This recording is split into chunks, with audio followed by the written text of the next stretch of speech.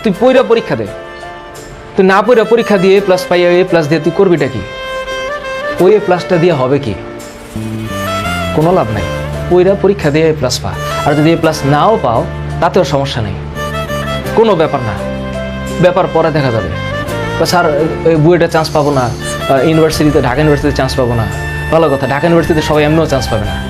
বাংলাদেশে যদি 20,000 ধরো যে 1 লাখ গোল্ডেন এ প্লাস পায়, ধরো তো 1 লাখ কি বুয়েটে চান্স পাবে? আর বুয়েটে চান্স না পেলে কি ওদের জীবন শেষ হয়ে যাবে? চিল, লাইফটা অনেক বড়, সাকসেসের কোনো ল্যান্ডমার্ক নাই, কোনো ল্যান্ডমার্ক নেই। হ্যাঁ, বুয়েটে চান্স পাইলে জীবনে সাকসেসফুল হওয়ার মানে গতানুগতিক সামাজিক ব্যবস্থায় সাকসেসফুল হওয়ার পসিবিলিটি বেশি। আমাদের সমাজ ব্যবস্থায় একটা ঢাকা ইউনিভার্সিটি স্টুডেন্ট যে একটা পার্টে থাকে আর একটা ন্যাশনাল ইউনিভার্সিটি স্টুডেন্ট সেই পার্টে থাকতে পারে না, কারণ সমাজে তাকে ডিভাইড করে দিয়েছে। এটা একটু খুব ভালো, এটা একটু খুব খারাপ। কিন্তু কে জানে ন্যাশনাল ইউনিভার্সিটির ওই ছেলে ঢাকা ইউনিভার্সিটির থেকে বহু গুণে ফাটাই দিতে পারে মারাত্মকভাবে। কোথায় গিয়া কি হয়ে যাবে ঢাকা ইউনিভার্সিটি স্টুডেন্ট টেরও পাইতে না পারে। এখন ঘটনা হচ্ছে আমরাই আসলে এখানে ডিভাইড করে ফেলছি। হ্যাঁ, ইনস্টিটিউশন ম্যাটার। ভালো স্টুডেন্ট ভালো জায়গায় পড়বে, ভালো জায়গার স্টুডেন্টই ভালো হবে, সত্য কথা।